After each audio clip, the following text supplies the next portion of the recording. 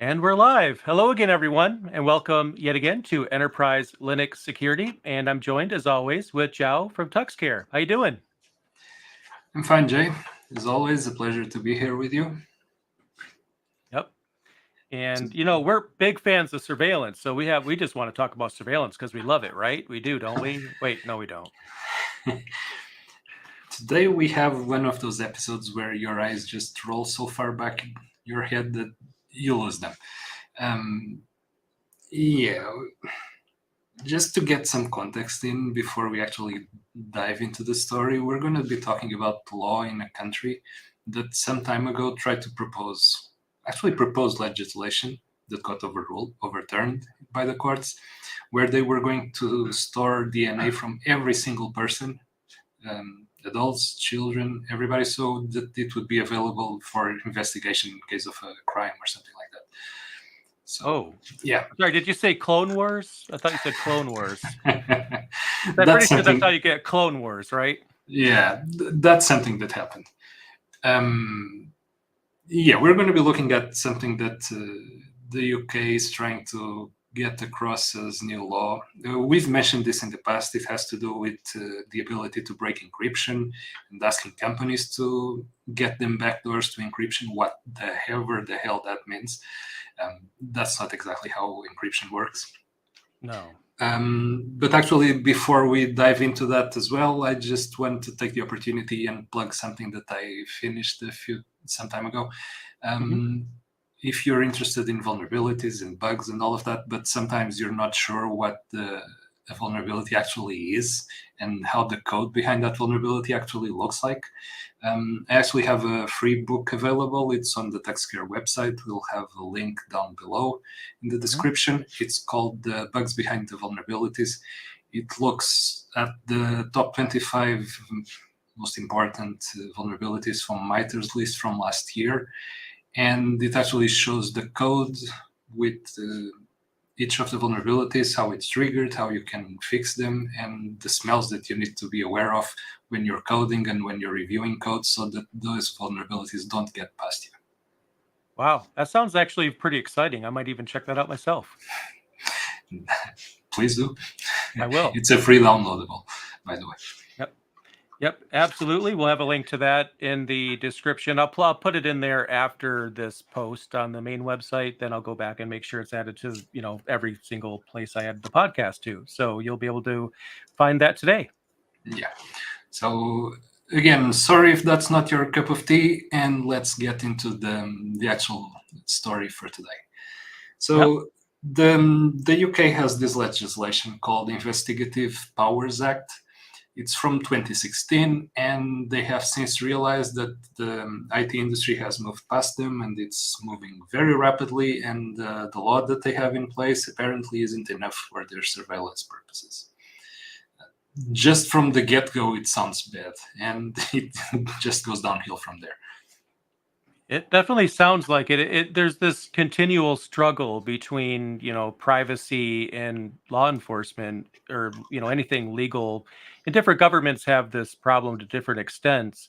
I will give a disclaimer, before we get started that, I don't personally know much about the UK, system and how that works and all of that. But, this is something that's going to impact the world if if it gets into play exactly as they're wording it now.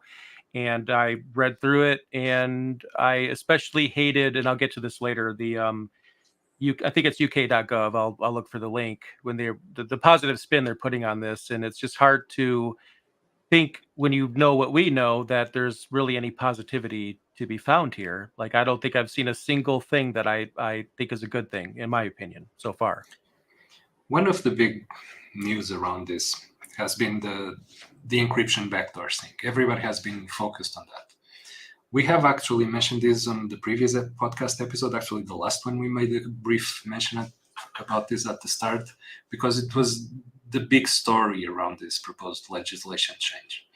And their idea around the encryption backdoor is that, again, if you know anything about encryption, you're immediately going to see the problems with this. But the lawmakers are trying to have a way that the government and law enforcement can look at encrypted communications and encrypted data and be able to look at the contents, but only them and only in specific circumstances. And again, knowing just the bare minimum about security and about encryption. If there's a way that somebody can access and look at the data behind the encryption, it's not just that person that's going to be able to do that. And it's going to be very quick to be out there in the open how to access that data. There's no such thing as backdoors for encryption. It doesn't work like that. The math doesn't work like that. Right. And they are still trying to push that. The legislation at this point is at the stage where they're asking for comments from the public and from the industry and all of that. But the way that this is set up in the UK, they actually don't have to take into account any of the comments that they receive. If they so choose, they can push ahead with the law, and I believe they have a majority in Parliament. They can get this approved, and this can go in effect. But don't just stay focused on the encryption backdoor. That's absolutely ludicrous that they're trying to get that, but that's not even the worst that they're trying to push. Wow. So they're right from the start, they're getting this notion about the notice, which is a notification that is given to operators. And operators is a word in this context that describes anybody providing any service in the communication space. It can be a telecom operator, a software maker, code libraries, for example. Anybody that has any stake in the communication pipeline can receive a notice. A notice is a document that originates from the Secretary of State from the UK. It has to be co-signed by a member of the judicial. And again, if you've watched the show Silo, this word will pop up a few times. But it has to be co-signed by a member of judicial. If the receiver, if the person or the company receiving the notice has any complaints, it's perfectly free to appeal to the Secretary of State, the one who actually created the notice in the first place. Mm-hmm. So they're perfectly free to take it up with them again, and it will obviously stay exactly as it was at the start. Two things here. An operator is obligated to comply with the notice even before receiving it. If this sounds weird, and I want to use a harsher word here, but I won't, it is. So if you just get a phone call from law enforcement saying that, okay, we need access to the records from someone, or we need to be able to snoop into somebody's communications, you have to allow them in, and you have to give them access even before you receive the official notice about it. That they just say, oh, we will eventually make sure that the notice reaches you.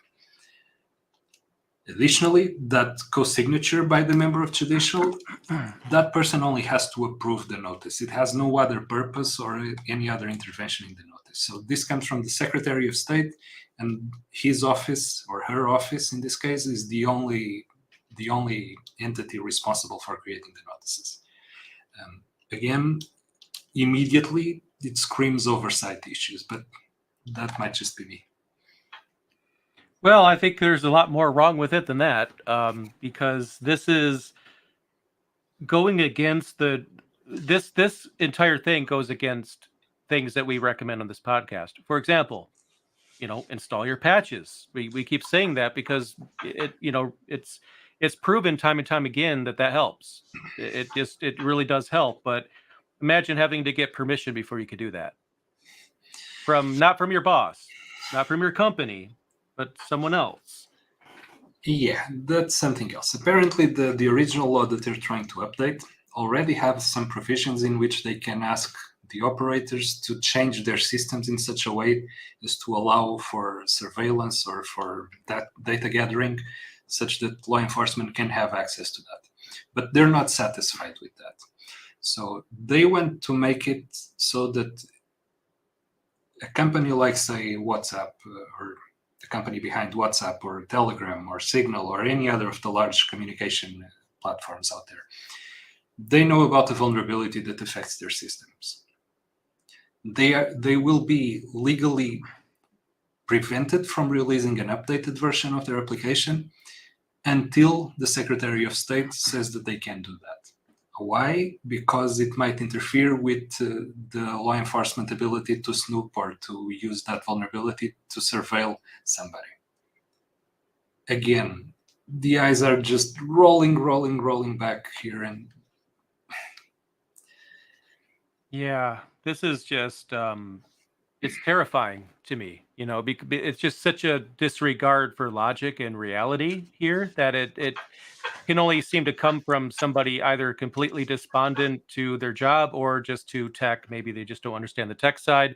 But then if they don't understand the tech side, why are they trying to draft something like this about something that they don't understand? Or do they understand and they don't care? Either way, it's wrong. I just don't know what approach, like, no matter what angle I choose to go at this from, it's still a facepalm. if you think that we're making this up, this is actually in written form on the request for comments. We're not making this up. This is written down exactly as we're putting it out there. They want the ability to say, okay, you can patch this, you cannot patch that.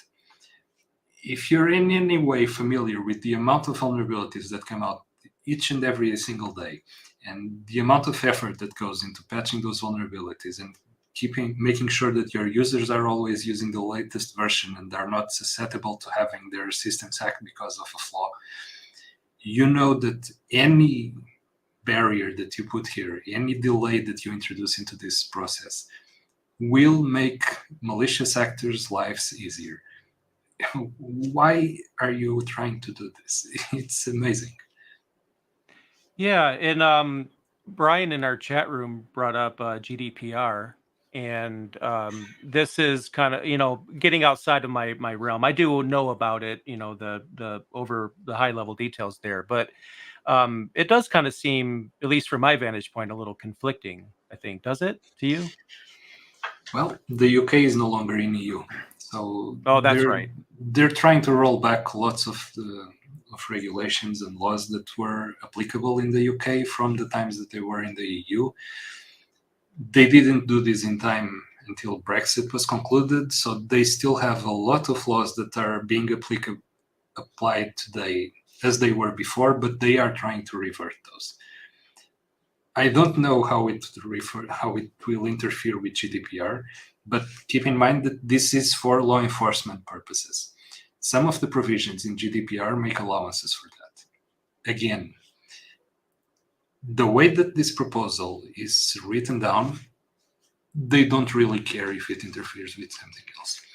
There is actually a quote here that I was going to bring up in the future, further along, but I'll do it now. So they want to be able to refuse the request to patch a vulnerability. For real, they have this written down and they are asking for comments on this. And this would apply worldwide. Apparently, they are annoyed that companies, and I quote, will reject requests which they feel are illegal in their host jurisdiction or which they believe would be unethical to meet, for example, where the interests of a third country might be adversely impacted. So they don't really care if it interferes with anybody else's problems.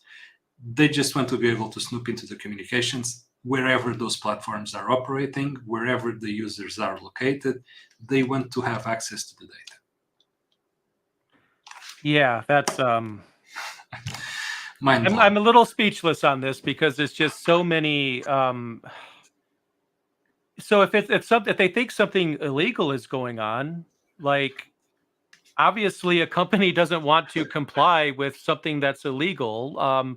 Because I mean, the article that I know you sent to me earlier is saying that it might violate international law. Like, this is a really big deal that it's like they're downplaying the overall impact of this by far. It is.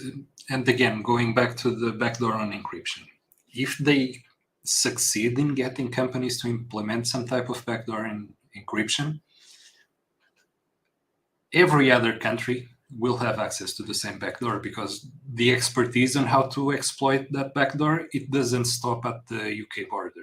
So other countries have lots of very smart people too, and they will find a way to access it. If they know that it exists, they will look for it. If they have to bribe somebody in the UK to have access to the information, they will. The information will leak. So Right. we're talking about opening avenues for intercepting communications between reporters, between refugees, between people that are being prosecuted in other countries where we don't want that to happen. We actually don't want that to happen anywhere, apparently. Right. But right. More so, putting this into place and making this type of tools available for everybody will get a lot of people at risk and will make a lot of people suffer for this decision. This is not just about the IT angle here. This is about real world people, real world problems, and people will get hurt because of this. If I was a company that was thinking about operating in any place where something like this is in effect, I immediately think of, if there's a security vulnerability, obviously I'm going to patch it as quickly as I can, but I wouldn't want to operate in a way where I have to leave that vulnerability open, risk my business, risk, data leaking, like someone mentioned GDPR, and, like that person said, who's responsible, because I want to patch this. I don't want my users to have this issue, but then I can't patch it because the government makes me wait until I get approval. And I have a feeling it's probably not a few minute process. I don't think. I highly doubt that. So, what if I'm waiting like weeks or worse, months for the ability to protect my servers from, threat actors just to make the government happy? So I'd have to risk my business to make the government happy. And I would think if, a lot of companies pull out, that would probably make the government unhappy too. So I guess I don't understand what they think they're going to achieve. I know what they written on the article that they think they're going to achieve, but the damage just is way bigger than anything they could gain from this. Again, this is completely weird, and yeah, it makes you wonder who actually writes these types of things, because it can't be anybody that has any understanding of how these things work. yeah. Imagine. Oh, go ahead. Imagine who's going to be responsible if a hack using a vulnerability that could have been patched hasn't been patched because of this. Who's going to be liable for that? Who's going to be brought up to charges if someone is hurt, if some systems break down, if somebody loses a lot of money, if, say, a company like Microsoft or Amazon or one of the big five loses customers or loses business? They will put the government on trial for this. They will ask for compensation for this. How is the UK government opening themselves up for liability like this? Because that's going to happen eventually. It's just a matter of time if this moves forward. And the thing here with the application of this type of thing worldwide is because as a company, you can't just say, okay, I'm going to patch my application for just the users in the US, or just the users in Portugal, or just the users in Sweden, and not for the users in the UK, because everybody knows that geo-blocking works perfectly fine, right? Oh yeah, no, I mean, absolutely not. I still remember my static IP was listed as being in New York for a long time before it got updated. So you never know where it's going to say your egress point is. It's impossible to comply with this in a way that will let you segregate users that way. So if your company is forced to comply with it, it has to comply with it worldwide. So you won't be able to patch your users in the US until the Secretary of State from the UK says it's okay to do so. If that doesn't blow your mind. Well, I think it just goes to show you, and this is advice for all governments, okay? I'm just going to give a piece of advice for every government on the planet. If an individual that you are wanting to write a potential law still uses MapQuest as a verb, do not have them write it, please. That's all I'm asking. Don't let them write it. Please have somebody who understands technology do this, because it just boggles my mind, because I feel like these things come from people who they don't necessarily think they know technology, but they just think everything just falls in the way that they think it's going to fall, and that the same people that probably ignore the Windows Update message on their computer for as long as they possibly can. These are the people that write these, and they don't. It's like having a heart surgeon try to fix your car. What? I mean, it doesn't even work. It's like there has to be some sort of a missing link here where they just have the wrong people, or maybe they just don't care. I don't know. It's one or the other, both. I absolutely have no idea, because I mean, this is government level. They have to have people advising them on this type of issues. How can this come out with this language and with these provisions in place and asking for approval if it's so obviously wrong and it's so obviously going to fail immediately? This is impossible to enforce. They want access to encrypted data. They want access to every platform anywhere in the world for any user. There's ignoring all of the IT questions here. There's no way that other countries are going to be and play along with this. As soon as they try to spy on me or you or somebody or other people in the US or other people, whenever, those countries are going to complain. This has no way of actually moving forward as they wanted to. And immediately they come, and this has been true for every type of surveillance law that has come into effect in the past 20 years. It's always about the children. That's how every single piece of legislation like this always starts. It's about protecting the children. That's a great ideal. That's fantastic to do that. There's no way that people can argue against that. And that's why they use it immediately as an argument. Because if you try to fight some piece of legislation like this, they'll just point at you and say, oh, you're interested in other things. No, it's just common sense. This is ridiculous legislation. This should never have been brought to light, and it should be taken back and shot and hidden away somewhere and hidden away somewhere. It's impossible for this to move forward as is. I feel like the psychological community needs to take a look at this. This might be a good case study. The fact that this was put out in like it's a good thing, or with a straight face. Someone put this out with a straight face. That's a psychological experiment to me. But you gotta understand where they're coming from. I mean, CVEs are a big threat to children. I mean, we gotta like understand this, right? Like kids are all over the world are impacted by CVEs as we tell them not to eat their crayons or stop licking glue and all this other things that they do. But the CVEs are important. But I agree. As soon as they say it's about the children, no, it's about the fact that they can't really understand technology. So rather than understand it, they want to bend it to their will, which is the wrong way to handle it. It's dumb down the technology. You educate the people that are using the technology. But again, I think I'm just old-fashioned, maybe. And this will set a precedent. If they push this forward, this will set a precedent. Other countries will look at this. Oh, they're doing this. We want to do this as well. We want to look at the data as well. And then something interesting is going to happen. Those governments on other countries will want to spy on people that are living in the UK, for example. Expats or other people, or somebody from the UK is communicating with somebody from their country, and they want to look at that information as well. Will the UK government approve of that? Will they like that? Because the thing is, if that other country has a legislation like this, they won't care at all what the UK government thinks. Right. And it will be impossible to stop it. This is a can of worms that you do not want to open. Why do I get the feeling like if in a universe where this all goes through, we end up in a situation where every country has their own internet, like they're not even interoperable. Yeah. Like every country has their own internet because they have different things going on. And I almost feel like in some ways, the Great Firewall, I don't know if it's actually called that, but the Chinese firewall on their internet is an example of this. They have a lot of restrictions there. So, and other countries have fewer or more restrictions depending, but when you're doing business globally, I mean, imagine now nobody could buy anything from Amazon or this site because Amazon pulls out, and then this company pulls out, and then what's left? And then our economy is going down. Who would have thought that would happen?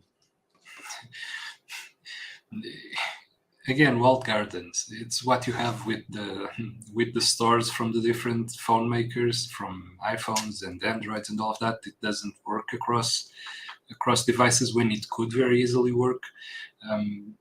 It's a walled garden, and you're gonna roll back 20, 30 years of internet that we have at this point with stuff like this. And this is so weird.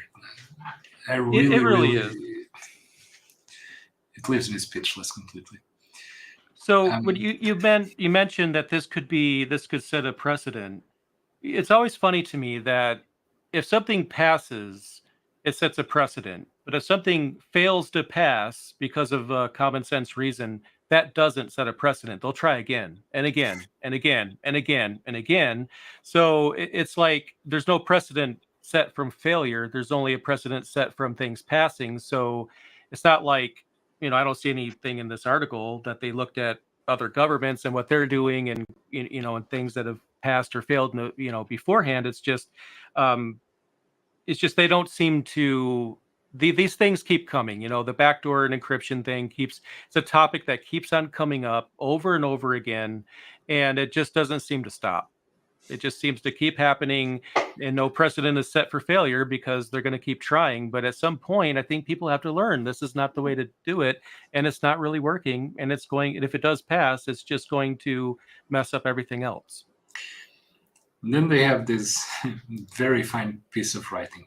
They want companies to work openly and willingly with them, while at the same time strengthening enforcement options for non-compliance. So this is speak softly and carry a big stick. Teddy Roosevelt would be proud.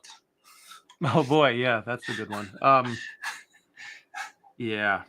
So what can we do? I mean, one thing I could think of is if they want comments, give them comments. But I also say, obviously, not everybody is living in the UK that listens. We have a global audience. They could be from anywhere. But if you do happen to be there, assuming I hope the comments are open to literally everyone, give them comments, but don't flame them. Don't, insult them or drop F-bombs or whatever in there. Just educate, put facts in there, actual case studies or peer-reviewed studies or news articles from companies that have been blown wide open from, things that this would impact, and just really try to underscore the science and the logic behind this, because they're not using logic. So I think if they're going to listen to logic, it's going to be us that's going to have to provide that. I think. What else? Can you think of anything else? I mean, yeah, there's actually one thing that if you're in the UK, if you are in some position to influence this or to comment on this, you could ask them to provide one example where a backdoor on encryption ever worked. That's fair. Just one thing that you could come out with. Another one is that how are they prepared to deal with other countries reciprocating this and other countries using legislation like this and using it on UK nationals, and UK nationals being affected by legislation on other countries? Because that's one of the things.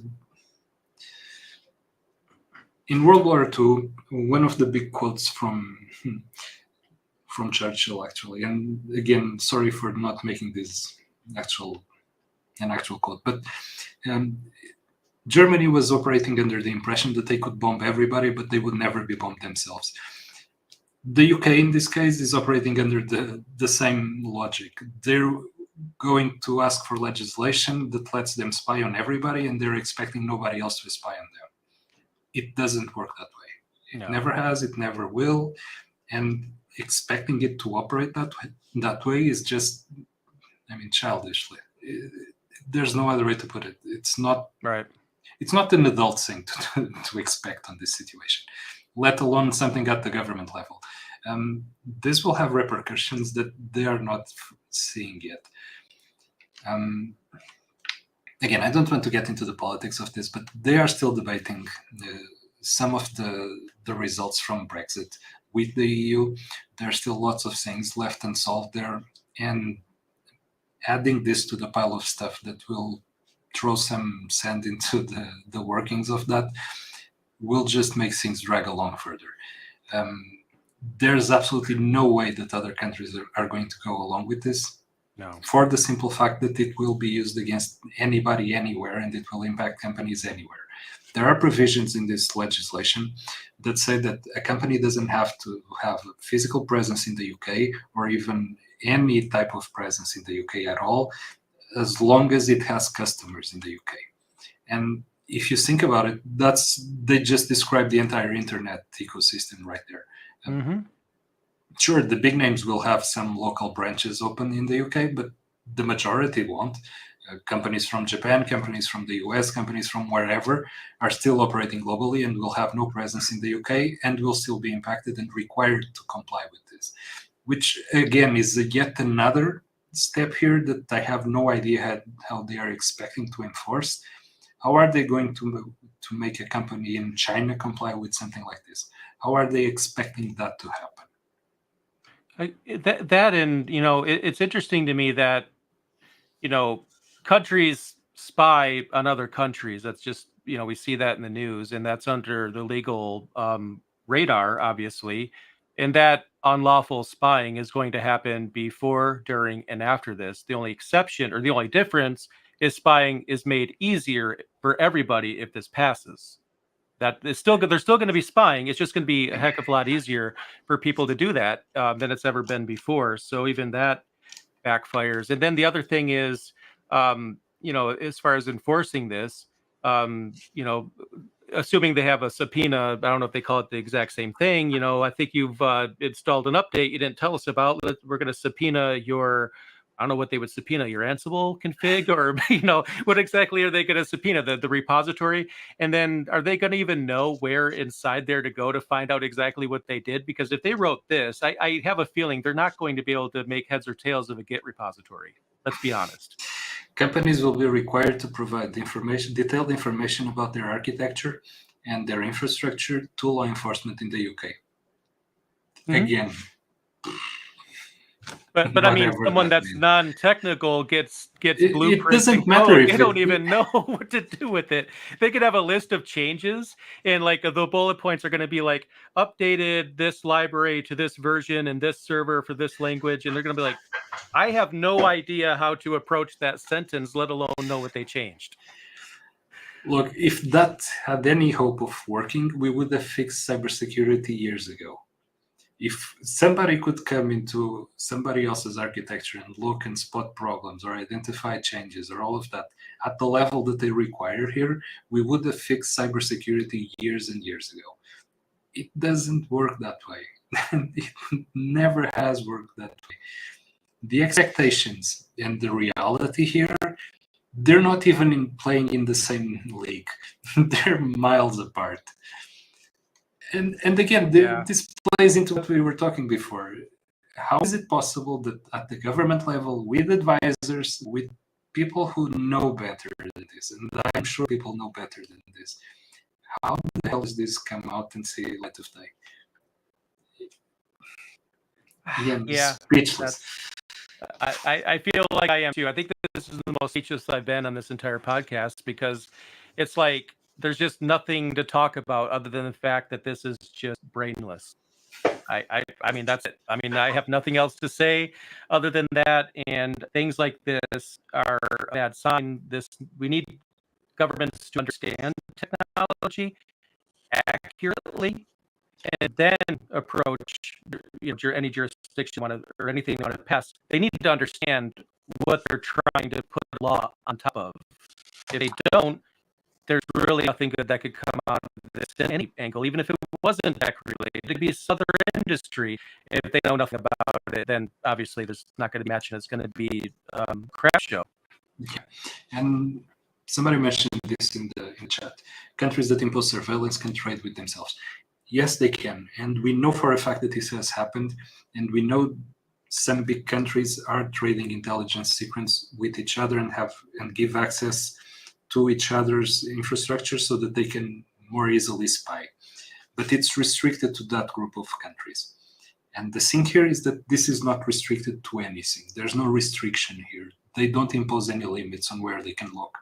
As long as it's a company that tangentially does any business in the UK, they will be able to request access to that company. And if you recall the Pegasus stuff, the Pegasus is a spyware that's deployable on smartphones. It's developed by a company in Israel, which only sells it to the good guys and to the countries and law enforcement. And I was doing heavy air quotes here. Right. And it was found in reporters' cell phones, in government official cell phones, in government members of many different countries in Europe. and it's being discussed at the highest level in the EU. There's investigations going into this and which countries are using it and why are they using it against other countries. It's exactly the same thing that this legislation will lead to. There's no difference at all in the end result there. We're going to see a mess like Pegasus with this type of spying here that they are trying to get approved. Yeah, I agree. Anything else you want to bring up about this doom and gloom thing that we hope fails? I'm not so sure if this is doom and gloom or if this is just another skit from Monty Python or something like that. Yeah, I think that, considering where it came from, that's probably, I mean, that's an awesome show. We know where it came from, so. We're going to see somebody with coconuts making horse sounds just because they don't have the money to pay for sound effects, just coming along right now or something like that and saying, hey, surprise, we were just kidding or something like that. Because this is ridiculous. It's insane that it got out in this form. It will be even worse if it makes it across Parliament. Please, if you are in any position to influence this in the UK, please speak out. Please reach out to whoever your constituent is and talk to them. Explain to them why this will never work. Yep. Use simple words. Apparently, that's the only ones that they can understand. Right. Explain it in a simple way if you can. Don't scream at them. You know, obviously, as soon as you do that, they're not listening anymore. If you insult anyone, they're not listening anymore. Education is the only thing that can help. I mean, just get the information out there and just let them know why. Give them the technology. They want the technology. Give them the technology. Let them know exactly why this is a bad idea. And I think we have to just keep an eye on these things. If they try to pass, you know, the experts need to chime in and let them know if it's a good idea or a bad idea. And that's what they need. They need to know this. On the other hand, if nothing works and this comes along and is approved, if your company is doing business in the UK, you should sit down with your board and discuss the changes that will force your company to adopt, because it will have an impact on what you're doing. You either move out of the UK entirely, or you will have to prepare your infrastructure to comply with this type of requests in whatever form they may be and they may come. So that's a horrible decision, because obviously pulling out of the UK means a massive loss in revenue.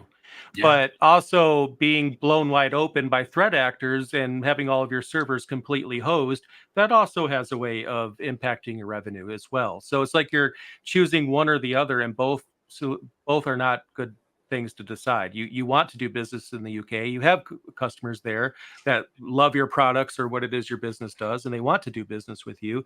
And then you have to pull out just because of something like this, lose all of that money, or risk losing money in a big breach, which could be the other way to do it, or that'll happen. At that point, your cybersecurity response team will be ransomed by the UK government. It will only operate when the UK government says it can. Yep. That's not the position you want to be in. Your threats are global. You will not be able to respond only when the UK government approves it. You will have to respond faster. So again, if this comes to pass, you really, really need to bring this conversation into your company and discuss it at the higher level, because this will definitely have a great impact on what you're doing. Yeah, just like everyone else in the world, you know, everyone in the UK, we love you. We really do. We're sorry that you're dealing with this. There's just a lot of people there that just, you know, they just want to go about their day to day, buy whatever, you know, do business with whoever they do business with. Just now that this whole thing, hopefully it doesn't pass and that doesn't become something that people there or in the world will have to deal with. Because like we said, this is going to have an impact on everyone. This isn't just, it starts there, but the impact is much larger. So we'll be talking about this. I feel like there's going to be updates as this goes down the chain, and we'll be watching this to see what the next thing is. Hopefully to report that it has been completely blown out of the water. Yep. Thank you very much to everybody who joined. As always, it was a pleasure, and until the next one. See you next time.